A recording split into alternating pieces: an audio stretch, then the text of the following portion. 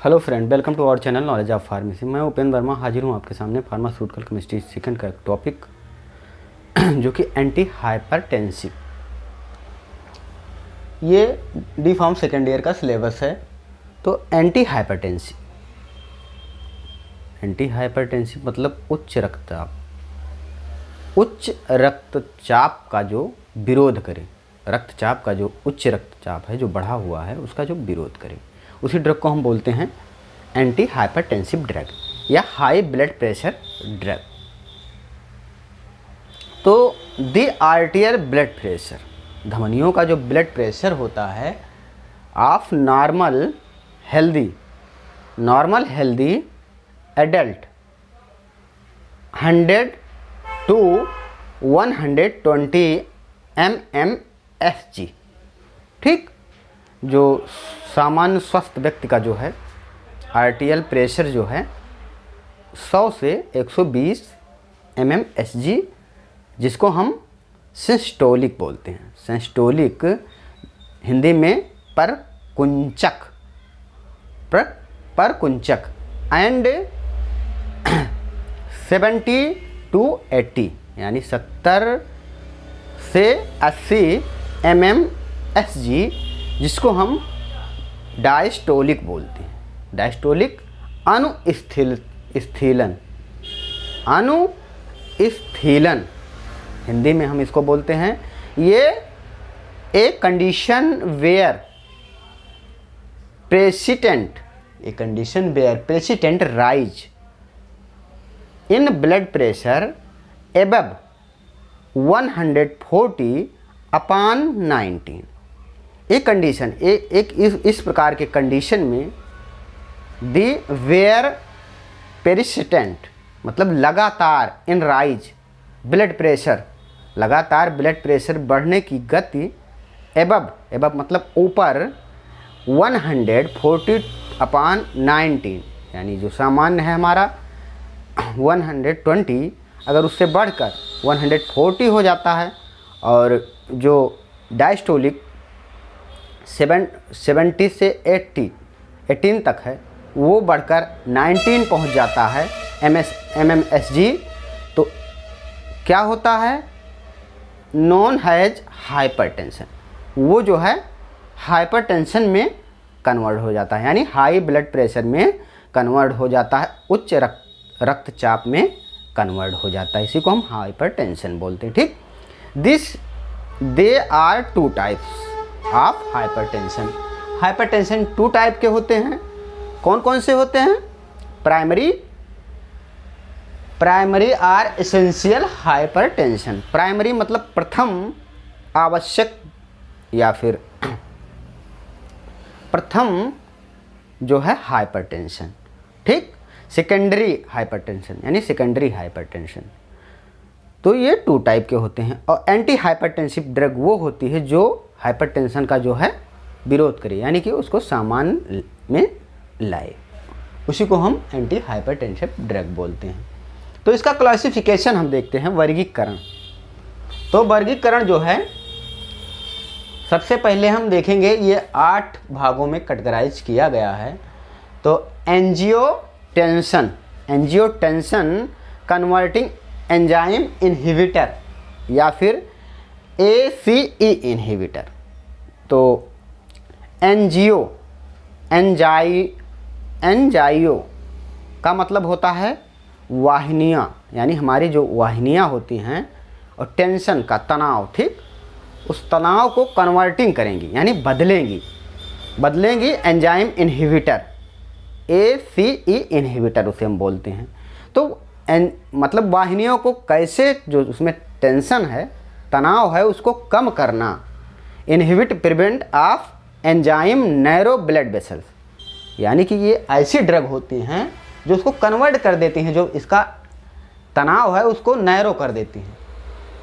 वो कौन कौन ड्रग हैं? वो हैं कैप्टोप्रोपिन, एनोलोपिन और लाइसिनोप्रिल। ठीक, कैप्टेनोप्रिल, एनोलोप्रिल और लिसिनोप्रिल, ये ऐसी ड्रग होती हैं जो कि नैरो कर देती हैं ब्लड वेसल्स को। ठीक, तो इसके अंतर्गत ये ड्रग आती हैं। अब calcium channel blocker, calcium channel blocker के बारे में आपने फार्माकोलॉजी में पढ़ा होगा। ये कैल्शियम चैनल को ब्लॉक करके अपना एक्शन शो करती हैं। ये ऐसी ड्रग होती हैं, ठीक। तो इसके अंतर्गत वेरापामिल,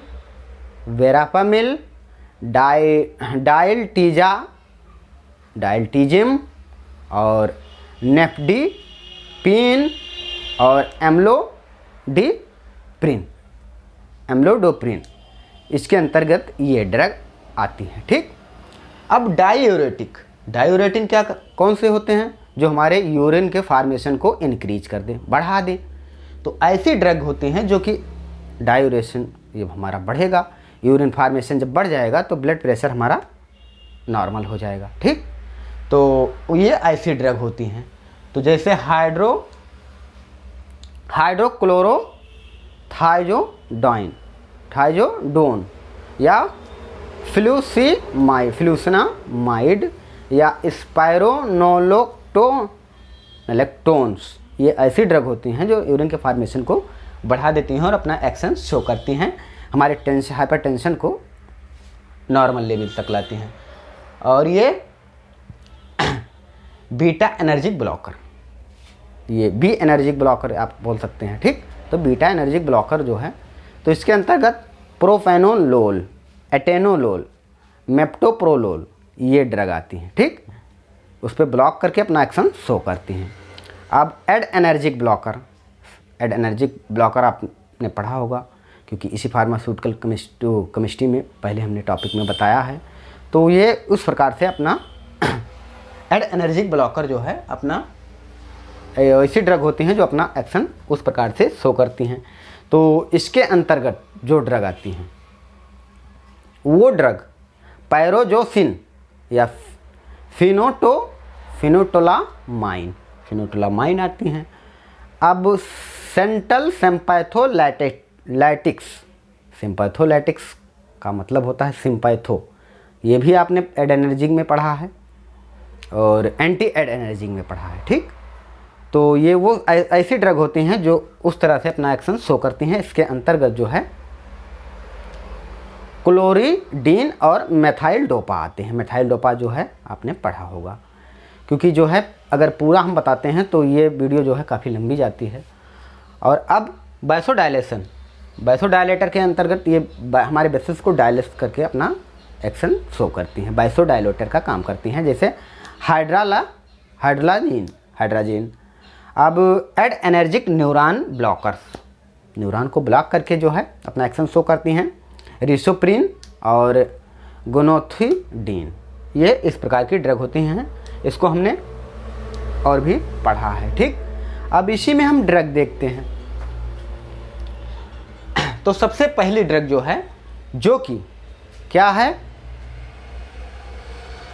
ब्लॉकर है, ACE इनहिबिटर है, एनालप्रिन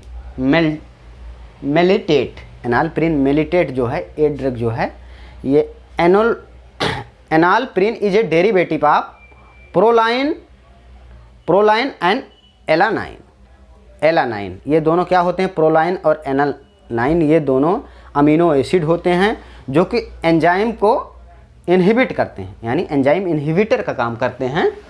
तो ये इनहिबिट करके अपना एक्शन शो करते हैं।